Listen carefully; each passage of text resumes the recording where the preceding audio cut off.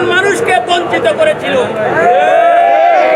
সীমাহীন অত্যাচার, নির্যাতন, গুম খুম লুটের কারণে ঐতিহ্য যে কয়টা প্যানেলে নির্বাচন করে তার নির্বাচন কমিশনার সংখ্যক নিয়োগ দেওয়া হয়, কিন্তু বর্তমান কমিটি এবং তাদের দ্বারা প্রধান নির্বাচন কমিশনারকে দৃষ্টি আকর্ষণ আমরা করতে চাই।